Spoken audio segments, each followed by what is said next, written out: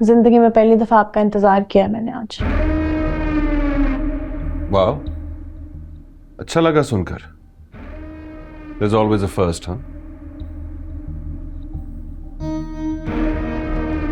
शादी से पहले एक फ्लैट गिफ्ट किया था आपने मुझे,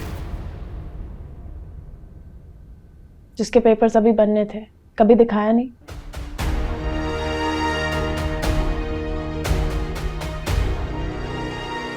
तंज कर रही हो? ऐसे कई फ्लैट्स लेके दे सकता हूं तुम्हें मैं। जानती हूँ इस शहर की हसीन लड़कियों को कई अपार्टमेंट्स बांट सकते हैं आप, लेकिन मैं उसकी बात कर रही हूँ जिस पर आपने मेरे साइन लिए थे। वाह,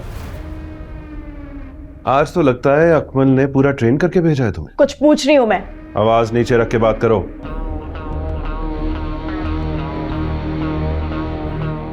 बहुत आहिस्ता बात कर ली, तुम्हारा सब सच खुल गया है। कौन सा सच? मुझे कोई वजाहत देने की जरूरत नहीं, मैं जा रही हूँ।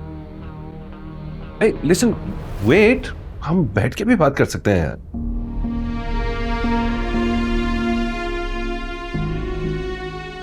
बात होगी, लेकिन सब बातें अब बीजान के सामने होंगी। जुबान खींच लूंगा तुम्हारी। उन्हें भी पता चले किस शैतान को उन्होंने अपनी गोद में पाला है। तुम ऐसा कुछ नहीं करोगी, जान ले लूंगा तुम्हारी। मार देना, लेकिन पहले बीजान को मैं सब सच बताऊंगी। मैं मोना नहीं हूं जो यहाँ से चुपचाप चली जाऊंगी। अफसोस जरूर होगा मुझे कि मैं बीजान को उम्र के इस हिस्से में सब सच बताऊंगी, लेकिन उनको पता होना चाहिए कि तुम किस किस्म के इंसान हो।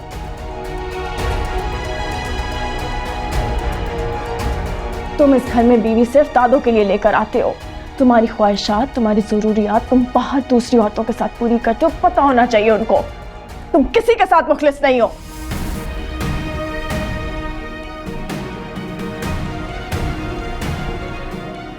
अकमल की मंगनी तोड़ने के लिए तुमने क्या कुछ नहीं किया। चलो वो गैर था, फरिया तो तुम्हारा खून थी, कुछ सोचना चाहिए था तुम्हें उसके बारे में।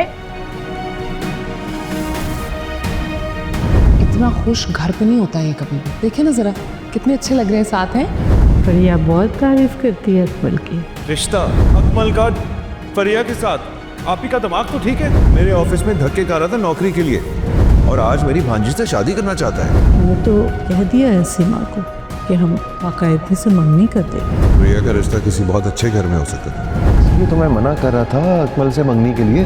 मैं उसके मिजाज और कैरेक्टर को जानता हूं। कसम से मैंने तो अपनी फ्रिया की जान बचाई है।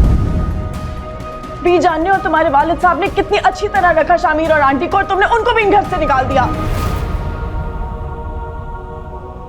मैं अब यहाँ से जाना चाहती हूँ। क्या खता हो गई हमसे? शामिर चाहता है कि मजीद एहसान न लिया जाए। क्यों कॉल कर रही हैं वो आपको? जब चली गई हैं तो राब्ता भी खत्म कर देना। मैं आइंदा ना सुनूं कि आपने बात की है उन लोगों से। आप परेशान ना होना दादू, आपको जब याद आए तो बस दुआ दे दिया करें।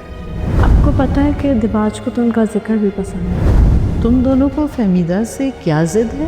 जो लोग आपकी कदर नहीं करते उनके बारे में सोचने की भी कोई जरूरत नहीं है। मैं उनको सब बताऊंगी, कुछ नहीं छुपाऊंगी बीजान से मैं। राबी, राबी, तुम ऐसा कुछ नहीं करोगी। मैं तुमसे नफरत करती हूँ। दादू, आप ऊपर क्यों आई?